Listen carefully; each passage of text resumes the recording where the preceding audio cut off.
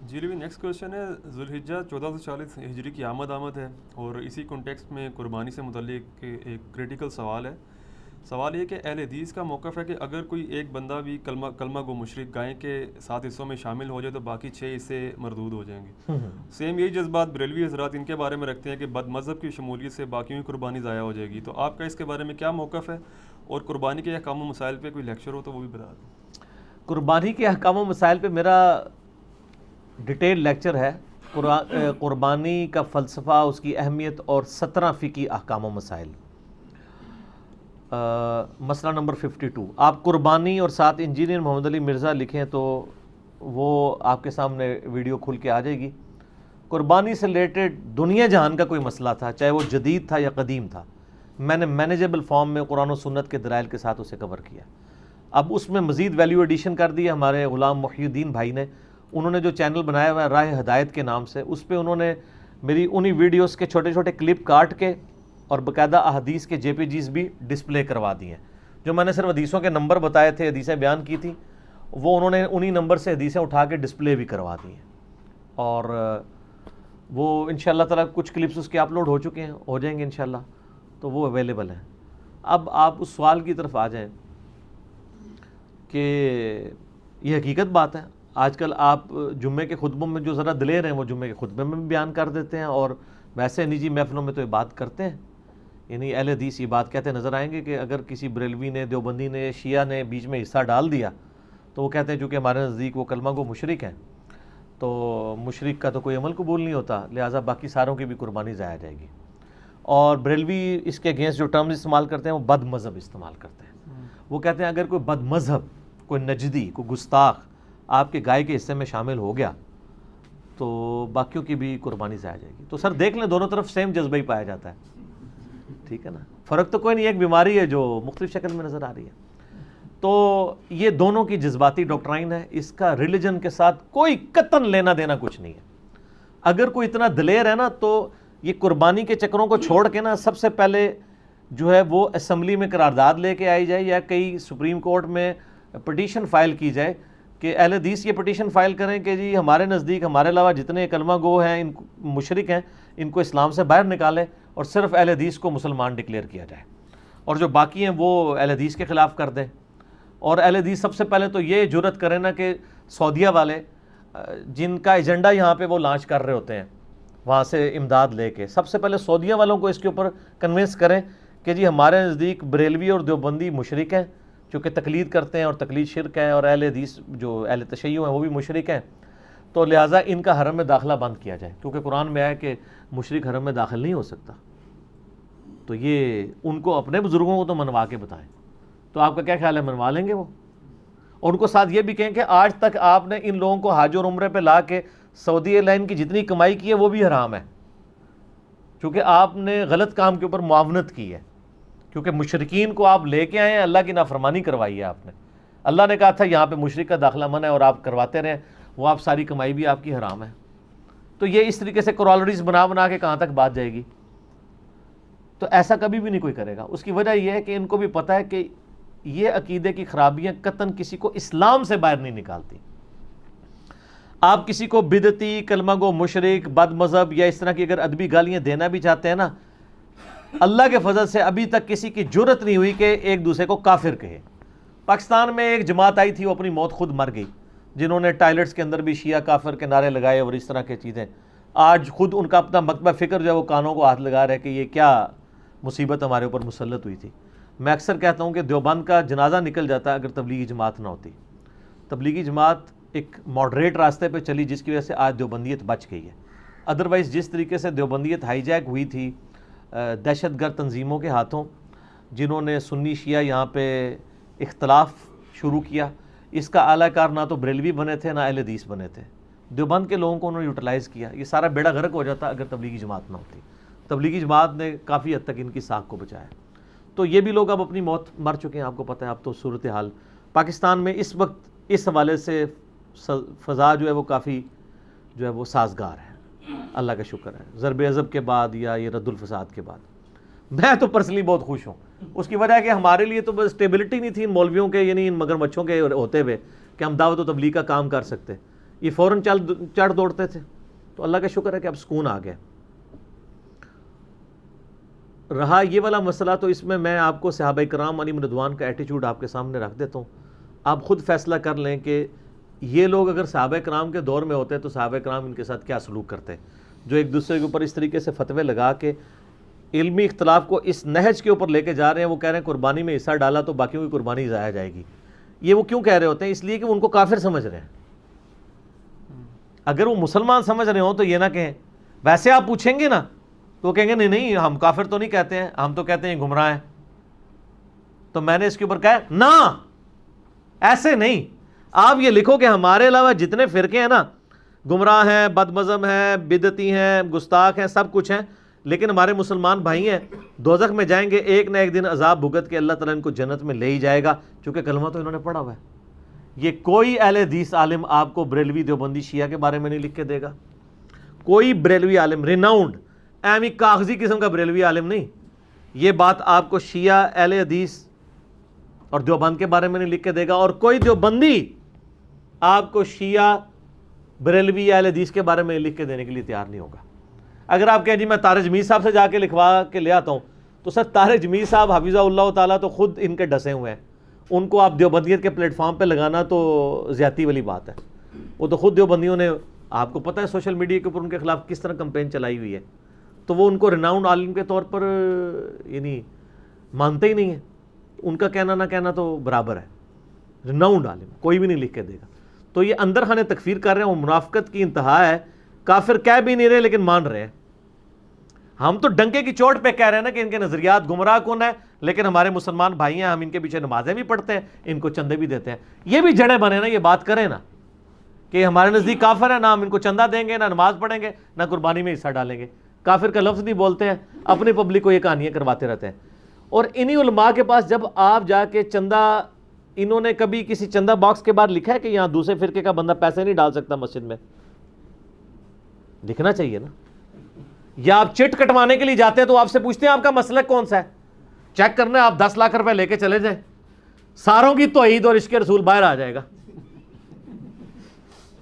ساڈے کول تو پھر اس طرح نہیں گلاں نے نا.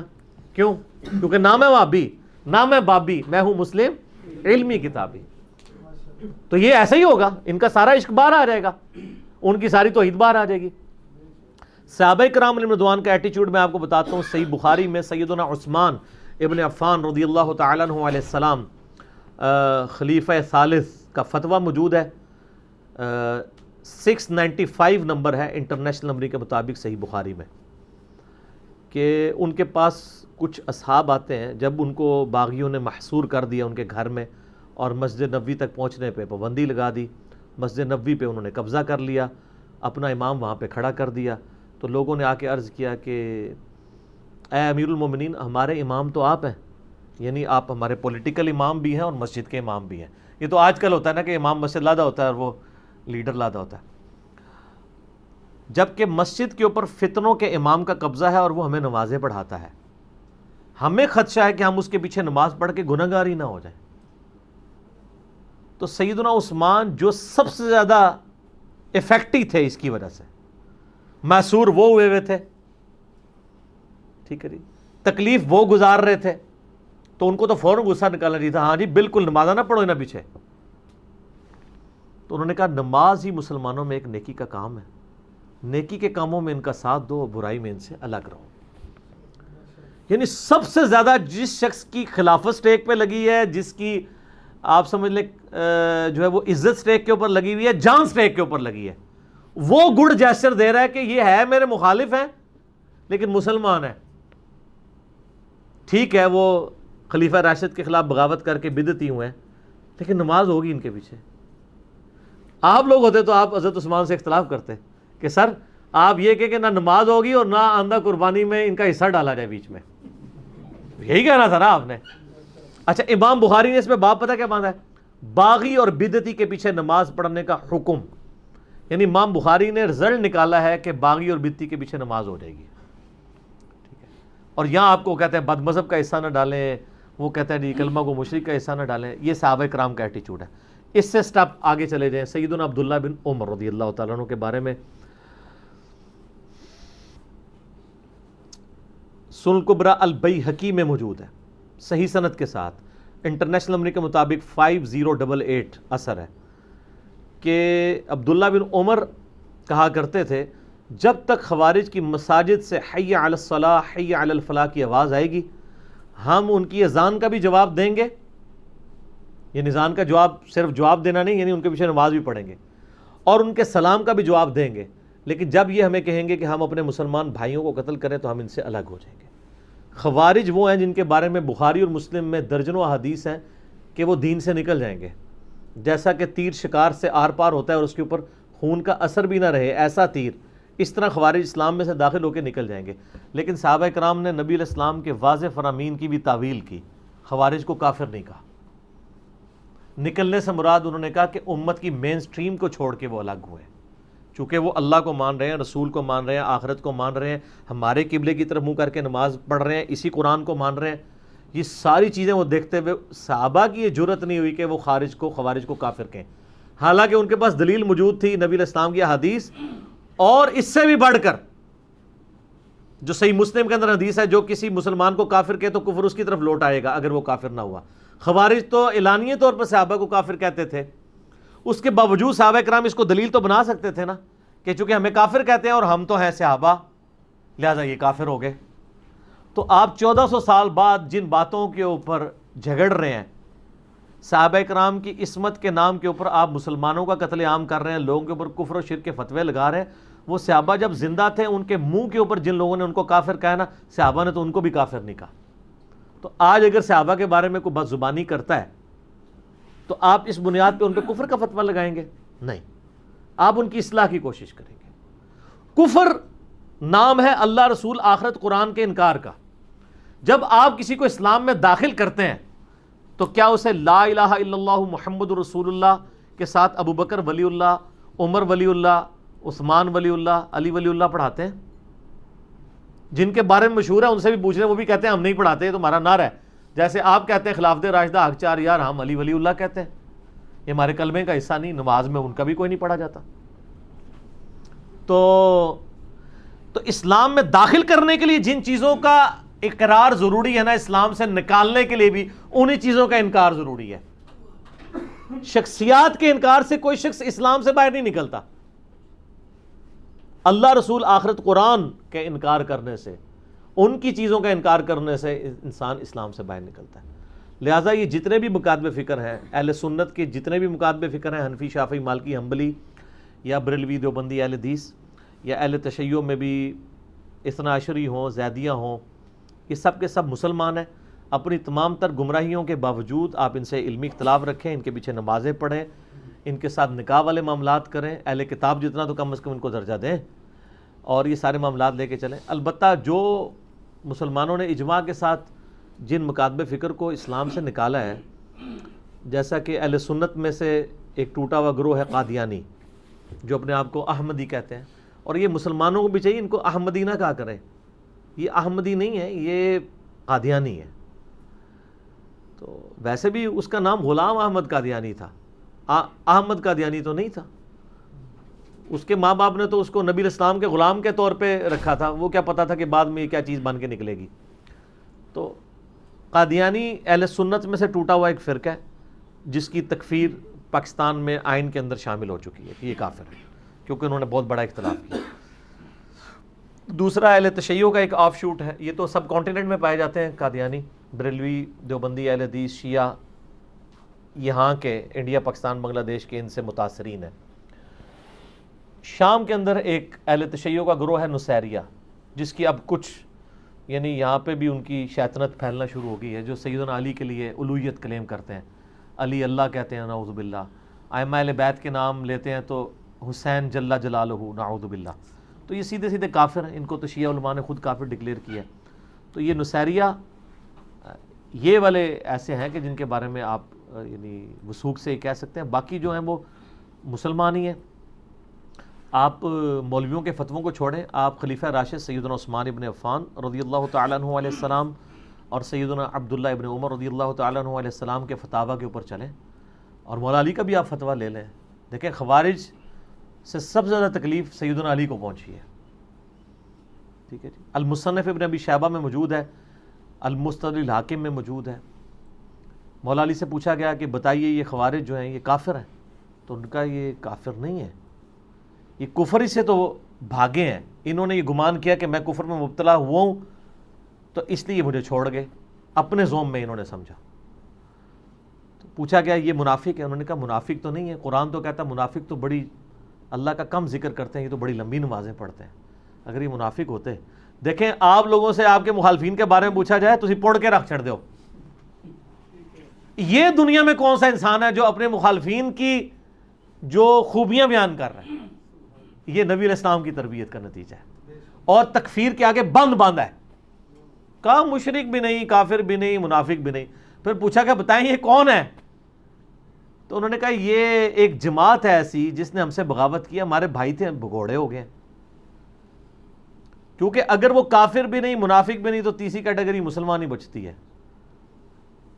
یعنی ہمارے دین اسلام میں جب ہم ڈسکشن کرتے ہیں, لوگوں کی کیٹاگرائزیشن کرتے ہیں, تو ہم کہتے ہیں یا بندہ مسلمان ہوگا, مسلم یا مومن, یا بندہ منافق ہوگا, اور یا کافر ہوگا.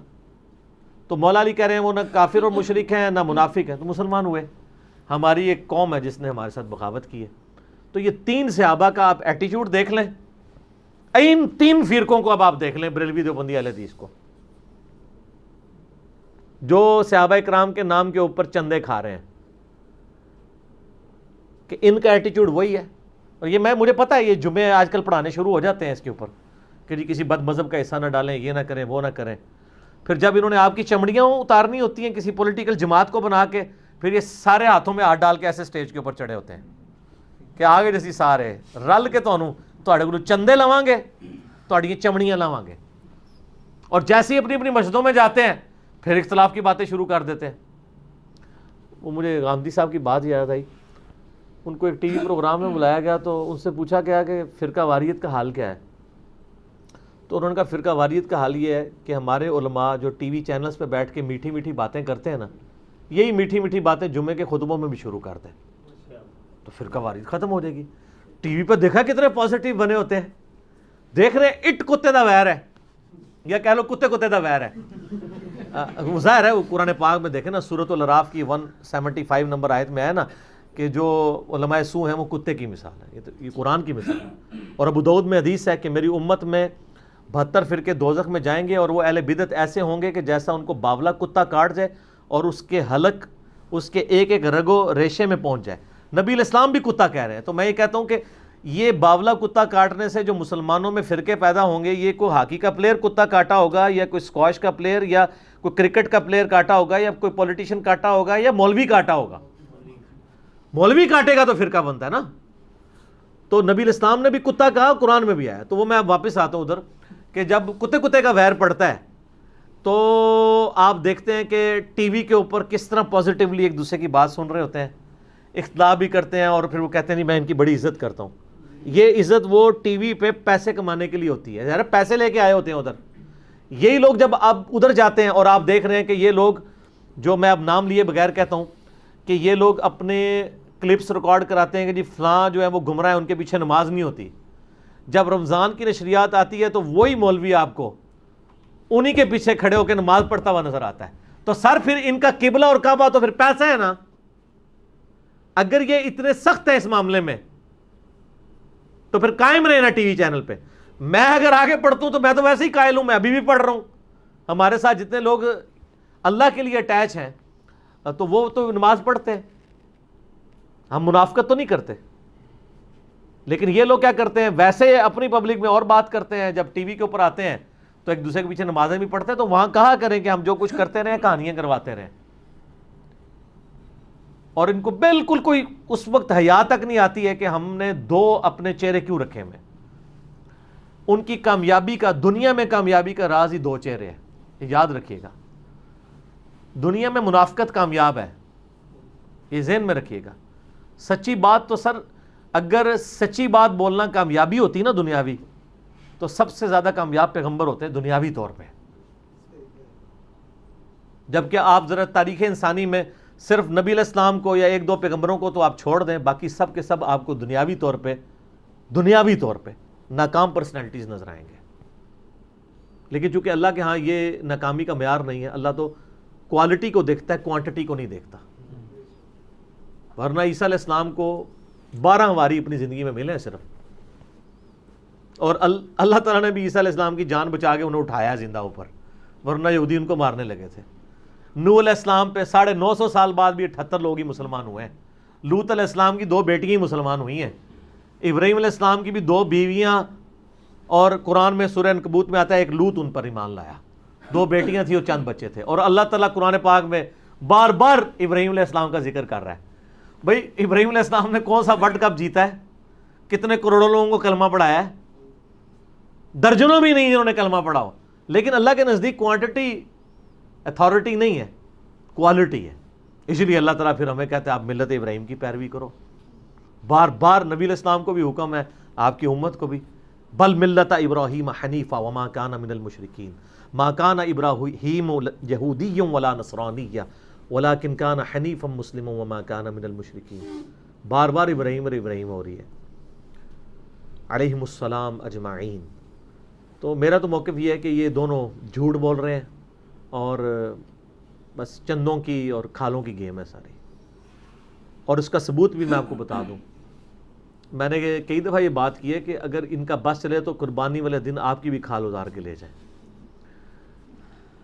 مختلف مکاتب فکر کو تو چھوڑ دیں, ایک مکتب فکر کی جو 1 سے زیادہ جماعتیں بنی ہوئی ہیں, وہ کیوں ایک دوسرے کے پاس آپ کو قربانی کا حصہ کیوں نہیں ڈالنے دیتے؟ وہاں تو پھر عقیدہ بھی ایک ہے نا, اجازت دیتے ہیں.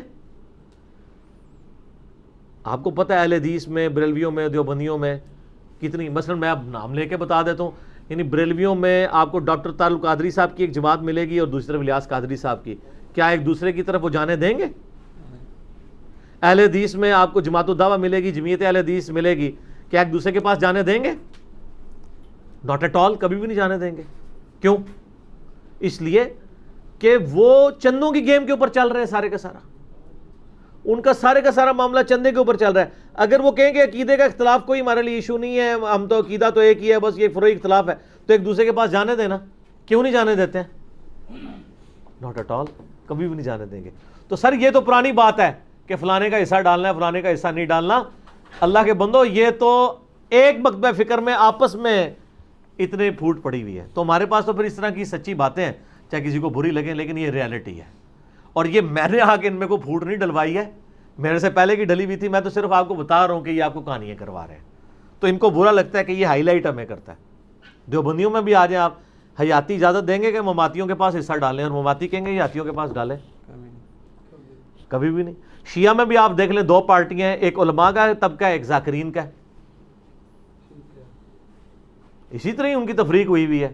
اور ماشاءاللہ آپ دیکھ لیں آج کل سوشل میڈیا کی برکت سے یہ ہوا ہے کہ ان سارے لوگوں کی جو اس طرح کی ڈھکی چھپی دشمنیاں تھی نا, کھل کے سامنے آ گئی. ہمیں کوئی اب بتانا نہیں پڑتا, آپ خود جا کے دیکھ لیں. تو اس کے بعد انشاءاللہ ایک وقت آئے گا کہ آپ بھی جھوم کے کہیں گے کہ نہ میں وہابی, نہ میں بابی, میں ہوں مسلم علمی کتاب. ٹھیک ہو گیا؟